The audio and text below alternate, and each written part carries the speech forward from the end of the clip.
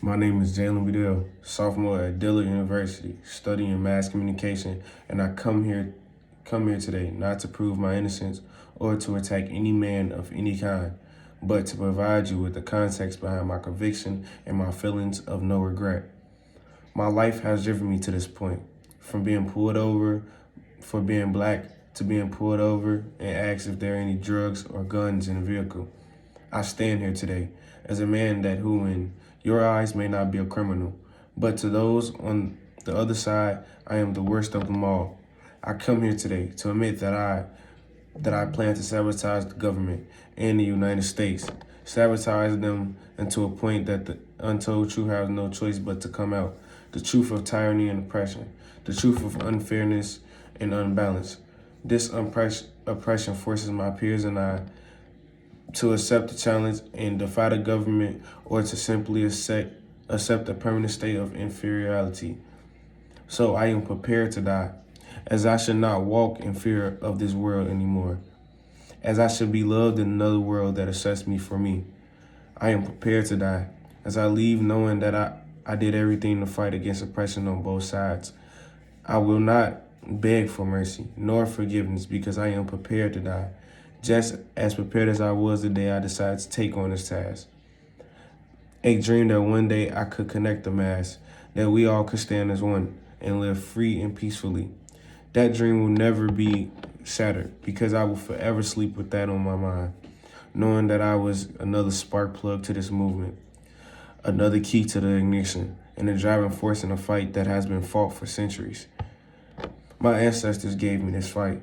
I am nothing but a product of the suffering of my people, the bleeding and the tears shed that my people put into this earth. My rebellion is not for fun or for show, but it's for the next of us to live the American dream, to live like we belong, to feel like we belong, to actually create our own reality, and not to be forced into lifestyles that were created by the unfair situations we are put in. We deserve to be treated as equal, as our people was mistreated and misused for hundreds of years by the command of American leaders and hands. So I am prepared to die, especially if that means that all of our brothers and sisters will hear me, hear the pain in my voice, the agony of repetition, the agony of defeat, the agony of sorrow, but will soon realize the trumpet of war, a war that is far from over. And this speech is one of the many tools in this battle, one that serves as a stepping stone into a new direction for the human race, one that destroys all of our old ways, one that creates a sense of safety, comfortability, and opportunity for every American citizen. America is one place, and everyone should be treated as one.